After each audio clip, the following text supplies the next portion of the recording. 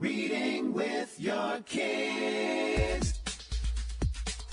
Hola, niho, konnichiwa, assalamu alaikum, shalom, mahaba, moni muli wanji, namaste, jumbo, bienvenidos. Hi, my name is Jedley, and this is the Reading with Your Kids podcast. We are coming to you from the beautiful neighborhood of Reedville in the southwest corner of Boston, Massachusetts. We are so delighted and so very honored and so excited that you're joining us in our mission to help families grow closer through reading. Please be sure to tell all of your family and friends about the show, and please be sure to subscribe to the show on the iHeartRadio app, on Apple Podcasts, Spotify, Amazon Music, Audible, Ghana, Stitch Radio, wherever you find your podcast. Our guest today is Glenda Armand. She is here to celebrate black-eyed peas and hoghead cheese. Before we invite Glenda into the studio, we want to invite you to connect with us on social media. Facebook.com/readingwithyourkids, at Reading With Your Kids on Instagram. Be sure to check out our Reading With Your Kids page on Pinterest and our Reading With Your Kids page and channel on YouTube. And, of course, if you're on Twitter, it's at Jedley Magic. We would also love for you to visit our website, readingwithyourkids.com. We've redesigned the website. We're still doing some touching up and some painting in the corners and all that kind of stuff. But it looks fantastic, and we would love for you to check it out. We also want you to sign up for our free newsletter. And, there is that contact button is still at the top of the page. You can use that button to let us know what we're doing great here in the podcast. Let us know what you think we can be doing better. And also let us know who you would like to hear on a future episode of the Reading with Your Kids podcast. Joining us right now from right outside Los Angeles in California. Our guest is here today to celebrate her brand new picture book. It's called Black-Eyed Peas and Hoghead Cheese. Please welcome to the show, Glenda Armand. Hey, Glenda, how are you? I'm fine, Jedley. Nice to see you. Nice to meet you. Yeah, it's very nice to meet you. Isn't this such a wonderful time in history? Here we are, 3,000 miles apart, Exactly. different sides of the continent, and we're able to see each other, we're able to speak to each other. I mean, when I was a kid, to California, it would cost a fortune, and Right. I couldn't say much more than hello because my dad would be over there going, hang up that phone, I don't want to pay for this. Oh, yeah. When my relatives were back in Louisiana, and everybody said, it's a long-distance call. It's a long-distance call. We all gather around. It's like an amazing thing. Yeah. Yeah, it is. I was thinking about that. This technology, there's some bad things, but there's a lot of good in this new technology that we have. Yeah. I think that's part of the challenge that our kids are facing. This technology is amazing, and it has so much potential for good. It does. And we just have to fight our demons so that we use it for good. Yeah. It's the way we use it. Like, technology is neutral, but we have to, it's what we do with it. Yeah. And we just have to keep fighting. And one of the ways I think that we can make sure that our kids grow up to be using technology responsibly is by sitting and reading books like Black-Eyed Peas and Hoghead Cheese together and talking about it and just discussing how we're feeling about it. So tell us about the book, please. And I did make it to be read to kids, with parents. I'm a teacher and a librarian. And I write with the teacher in mind, with the parent in mind. You're sitting there, you're cuddling up, and you're reading the book together and explaining things and pointing out pictures. And Black-Eyed Peas and Hoghead Cheese came about because an editor at Random House wanted a cookbook, a soul food cookbook. And so my agent asked me if I thought I could do that. And I said, well, I eat, I don't know if you call it soul food, it's Creole food. My family's from Louisiana, and I'm not a foodie, but I know enough about food. I think I can give it a try. I write picture books, that was it, right? A soul food picture book, and this is what I came up with. It's about a little girl named Frances, and she goes to visit her grandmother, who lives in a little town called Vacherie, Louisiana, which is just outside New Orleans. And that's where my parents are from. Both of my parents are from Vacherie, Louisiana, and I was born in New Orleans. So she goes to visit her grandmother on New Year's Day. Well, she's there for New Year's Day, and she's helping her grandmother cook. And her grandmother's cooking the traditional New Year's Day meal, foods, and Frances is learning about them. Why do we eat this? Why do we eat hoghead cheese? Why do we eat black-eyed peas? And why do we have, pecans? Because there were so many pecans and sugar canes. And I get into why all the way back to the slave trade, why we eat certain foods. So she's learning, and she's learning along with me, because as I wrote the book, I learned a lot that I didn't know about why we eat certain things. Yeah. So, that's really fascinating. And it's kind of the story of all of us that all, exactly. My grandparents lived on potatoes and starved because they were living on potatoes. And when the potato famine hit Ireland, they were in big trouble. And food is... Well, they starved because the potato famine, but potatoes were very nutritious. Mm-hmm. They, when they were in abundance. But, right. And, yes, and potatoes are very good. And when they weren't being taken, sent somebody somewhere else during right. the famine. So, but that I think it's fascinating, not only to discover foods from other cultures, but to get into what you're doing and talking about why these cultures eat these foods. Mm-hmm. And that's why I make a point in the book in the end. So I think that sharing your food and sharing your culture brings people together. Mm-hmm. I'm all about bringing people together. And it's amazing to go to your friend's house and eat the Italian food or eat the Mexican food or eat the Creole food. And you're learning about each other and you're becoming closer. Mm-hmm. And the kids are learning about themselves. And I remember the big family meals, the big family dinners where, there'd be singing and joke telling and there would be such camaraderie. And then the older folks were always telling about their childhood days in Louisiana. And that was just fascinating to me. And I say I was a skinny kid, so I didn't eat up the food that much. I ate up the stories, Mm-hmm. that was what nourished me. Yeah. And I just love those times. Those are very special times for me.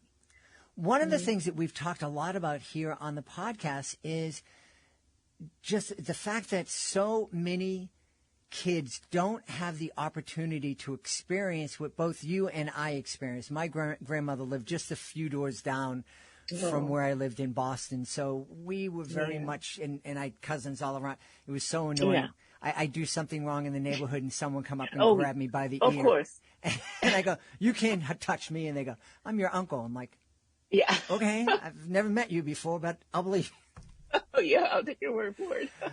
But it's being able to hear those stories and meet the people and just know that the people who were so important in your life were human and they made mistakes and they did dumb things and they turned out okay. Yeah, and I hope that we could bring back the family meal. I was thinking maybe just once a week. Well, I'm an empty nester, so the only time that I get to my extended family does get together a lot, but I don't. But when I was a kid, when Daddy came home, that was time for dinner, and there were 7 kids, and we all sat down and ate dinner together. And I know now kids are in their bedrooms on their cell phones eating dinner. They're in every different room eating dinner, and I would just like to see because that's when you learn about yourselves and you can ask questions. We were a family who talked a lot about the past, but there's still questions I wish I had asked my grandmother and my grandfather about their childhood, about what it was like. So I substitute teach a couple of days a week at a nearby elementary school in LA.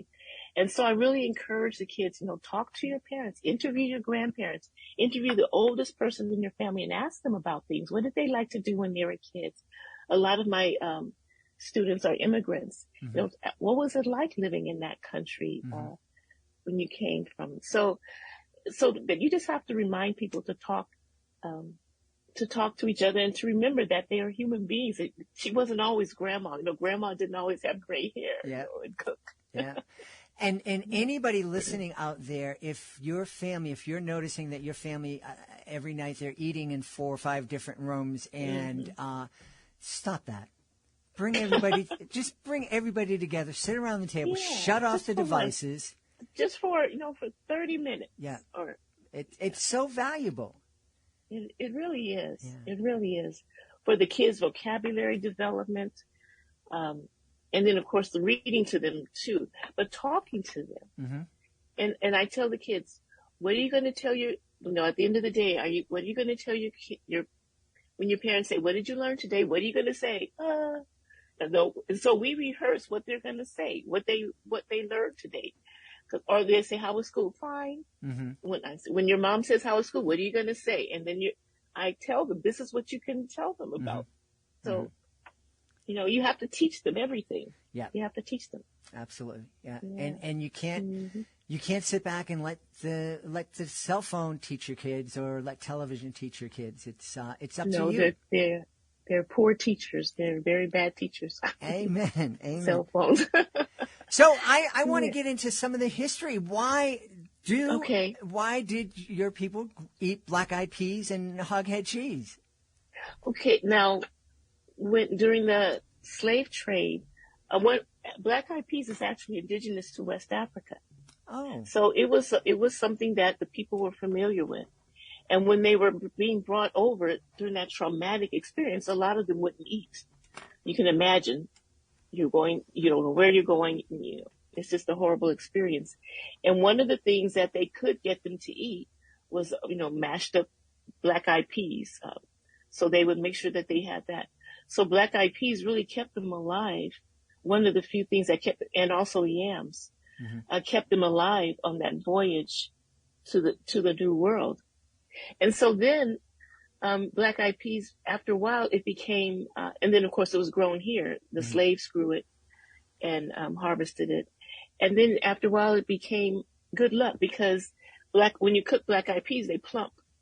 When they cook them, so it was a sign of abundance or fullness. You eat it on the New Year's Day, and that means you're going to have a good year, a good luck and wealth. Mm-hmm. So it became a tradition, first as a survival food, and then as something that brought good luck. Yeah, fascinating. That really is fascinating. Yeah. Now, hoghead cheese. Now that's something that I do remember. Even at the back of the book, I have the actual pot that my mom used to cook it in. But hoghead cheese was because when the enslaved people received their rations for the week, they would get the hog. They would get the leftover part of the hog. They would get the ears and the tail, the feet, the intestines, and the head. Mm-hmm. And so all the bad parts, they call it offal, OFFAL. And so they figured out how to use it. They would boil the head until all that meat got so tender that it just kind of fell off the bone, and mix it with.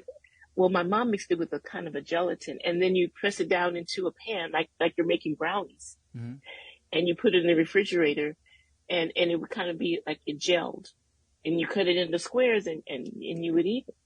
But I remember as a kid walking into a kitchen and seeing that head in the pot, and it was scaring the heck out of me, And the 7 kids, none of us ate it, but my mom made it every New Year's Day, and all the Louisiana folk, and there's a whole community of Louisiana people in California. They would come by to get their yearly supply of hoghead cheese. Wow. So you never tried it. I have. Okay. Now in the story, the little girl tries it right then, but I wasn't that brave. I tried it as an adult. Insane. Nothing to write home about. I shouldn't say that. I'm trying to sell the book. No, but the story is delicious. Yeah, exactly. Thank you. Yeah. Well, yeah, it does. It does sound like a delicious story because it's talking about the food and a little bit of history. But what it sounds, the what it primarily sounds like, it's a story about family and love. Yeah, yeah. Now her favorite, the little girl Frances, her favorite food that Grandma makes is pralines, or as my cousin says, pecan candy. And that's because in Louisiana there was an abundance of pecans, and then there was all the sugar cane. Everybody cut sugar cane. My dad and mom worked in the sugar cane fields in the area, and then my grandparents too. So you had a lot of sugar, you had a lot of pecans. So pecans is basically sugar and pecans. It's a candy and a cookie, and very delicious. Now that's delicious. Because basically you're eating crystallized sugar and pecans. But that was good. And then I do talk about that some of beans and rice. Beans and rice was a Monday dish because, now this is going back to slave times. Monday was the day that you washed clothes. And so you would put the beans on in the morning, and they slow cooked all day while you were out washing. And then when you came back, your beans are ready. Mm-hmm. But red beans and rice is a very healthy meal. Mm-hmm. Greens, collard greens and turnip greens, those are healthy things. Mm-hmm. That were also a staple of black, the African American diet and the slave diet. Yeah. Mm-hmm. I remember I had never tried collard greens until I went to college. Mm-hmm. The college I attended here in Boston was an inner city college and very diverse community, and mm-hmm. they would serve soul food in the cafeteria. And the first time I had it, my mind almost exploded. I loved it. It was like, wow, why haven't I had this? Right. Very flavorful. And then, in the old days, they would cook it with pigtails in it. You put pigtails in it. But now it's more like turkey sausage or things mm-hmm. like that. Mm-hmm. Or you eat it with fried chicken and rice. In Louisiana, you eat everything with rice. It's not so much. Louisiana's kind of unique in the southern states. It had a lot of French influence. Mm-hmm. But we ate, as a kid, we ate rice almost 3 times a day. Mm-hmm. Rice for breakfast, lunch, and dinner. Mm-hmm. And so, we had beans and rice, and we would have the greens. A lot of people from Texas and Georgia, they would have their greens with cornbread. Do you remember what you ate yours with? Was it cornbread or was it rice? It was cornbread. Yeah. It was cornbread. Yeah. And I had cornbread before, but not as good as what I had that time in college. Yeah, some people make it a little sweet. My mom used to make it kind of sweet, and mm-hmm. And some people, it's not sweet at all. It's more like bread. Yeah. Yep, exactly. Yeah, I had the sweet, mm-hmm. and I'm like going, wow, I'd eat this all the time. Yeah. Yeah, very healthy, yeah. We talk a lot on the podcast about, how important it is for kids to be able to see themselves in the pages of books represented positively. But also, and I understand why this would be a great book for an African-American family to sit down and mm-hmm. read together. But I also mm-hmm. love the fact that books can be windows that give people into windows and mirrors, yes, right? Yes. What do you think a family, a non-African American family, whether they're white or Asian or Latino, what kind of conversations do you think that they could have as they're reading Black Eyed Peas and Hoghead Cheese? Yeah. Well, what I say in the back is, learn to appreciate this culture and see where things, so you can understand your friends better, see what they're eating. But then say, well, what foods did we eat? Where did we come from? Whether it's a different part of the South, because mm-hmm. they're very different, or if it's, like I said, we have a lot of Latinos in where I am, mm-hmm. and I love. I'm going to a quinceañera in a few months. I can't wait. Yes. Because I love Mexican food. Mm-hmm. And learning the traditions and how some grandmothers make those tortillas by hand and they do all like this. And I learned about pozole and it's, when you can learn about yourselves and also learn about others, that brings us together. And we have a lot of mixed families now.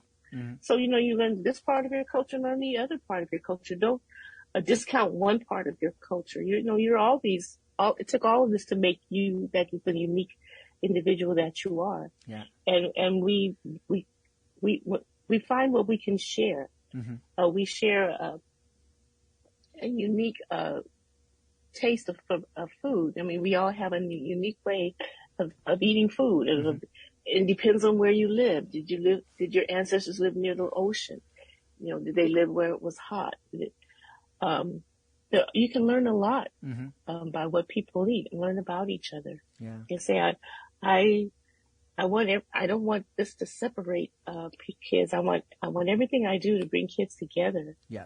I remember when I was teaching kindergarten, when I would have to teach them about, say, Martin Luther King, and then my kindergartners were so innocent, and I would have Black, Hispanics, and sometimes whites and Asians in the class. And we had our classroom was our family. And then when I would teach them, I had to teach them about Martin Luther King and Rosa Parks. Of course, that means I had to teach them about prejudice. You know, I had to teach them what's the big deal. So I would say, can you imagine that kids would play with kids who were different colors than they were? They go, oh my God, no! It was, and I felt bad bringing it up because it never occurred to them. So I wanted to hurt, I wanted to hurt and say, no, but of course things are different now. And with us, we play with everybody, and it doesn't matter what color your skin is. And they said, of course not, Yeah. So you have to teach it. It's historical. You have to teach it, but then you have to show them that, we're things can get better. Things are getting better. Things are getting better. Yeah, absolutely. Yeah. Absolutely. I love that idea of your mission. Your ministry has been to bring kids together through your teaching, through your writing, and that's such a beautiful gift to the world. Well, I think thank you, and I love the gift that you bring through your magic and I know I heard you say on another podcast that your wife is a teacher. Yep. So I know I understand in special ed too. I've been subbing in a special ed class, and they're just so cute. Yeah. I mean, in the autistic K through 2, and they just have just a special gift, and you just want to reach them. You want to look into their eyes and take and try to get it out. But they're in there. Yeah. They're in there, and they're so sweet. Absolutely. Yeah. So God bless you and your mission also, and your wife. Well, thank you. It's interesting. You might appreciate this. When my beautiful wife's originally from Puerto Rico, and so when we first got together, some of my friends said, "Oh man, I don't know how you're going to be able to deal with it. It's such a different culture. Oh my goodness, how are you going to survive?" And we're together for a few months, and I talked to my friends. I goes, we're the same. I mean, I ate potatoes growing up. She ate rice, but otherwise, it's the same. We're just people. We're just human. Yeah. What brings us together is so much more we're much more alike than we are different, and the differences are fun. Yeah. If the person you love enjoys, motor racing or motor cars, you can enjoy their enjoyment, even if you don't enjoy listening to what cars race. Yep. You can enjoy that they're enjoying it. So you don't have to be alike in every single aspect. Absolutely. It brings flavor. Yeah, absolutely. Yeah. Well, I know that people are going to want to know where they can go to find out more about Black Eyed Peas and Hoghead cheese, but also you have a lot of great books out there. Where can they find out about all those great books? Well, they can go to my website, Glenda-Armand.com, and Black Eyed Peas, and they're all on sale on Amazon, wherever you buy books, every one of them. And Black Eyed Peas is coming out on September 6th, but you can pre-order from the publisher or from Amazon or Barnes and Noble. So they're out there. They just put in my name, then all the books will come up. Yeah. And Glenda, I hope you don't mind me sharing this. Before we started recording, Glenda shared with me, when I was making sure I pronounced her name correctly, she was sharing with me some of her young students would mispronounce it and call her Miss Armand. And I think that is great. And after spending, a half an hour with you, I understand why they did that. Oh, thank you. We've Thank you. We've had a great time speaking to the author of Black Eyed Peas and Hoghead Cheese, Glenda Armand. Hey, Glenda, thanks so much for being with us. Thank you so much, Debbie. Thank you. I enjoyed it. Thank you so much. Please be sure to join us for the next episode of the Reading with Your Kids podcast. Our guest will be Ryan Hogan. He'll be here to celebrate Why Should I Climb This Tree? That's the next episode of the podcast. Hey, if you are the author of a fantastic children's book, please be sure to visit our recently redesigned website, readingwithyourkids.com. Click in the Authors Click Here button at the top of the page to find out how you can be a guest here in the podcast, to find out how you can submit your book to our Certified Great Read panel, and to find out about our exciting monthly promotion program. It's all available for you at readingwithyourkids.com. Click on that Authors Click Here button. Right now, I'd like to thank the folks who made today's show so wonderful. Of course, we want to start by thanking our amazing guest, Glenda Armand. Please be sure to check out Black Eyed Peas and Hoghead Cheese. Also want to thank my team, Fatima Khan, Rory Grady, Mirabella Q. I want to thank my beautiful wife for all the support she gives me. Most of all, we all want to thank you. Thank you so much for taking the time to join us today. And as always, thank you so very much for taking the time to make the world a better place by reading with your kids. I'll be looking for you in the next edition of the Reading with Your Kids podcast.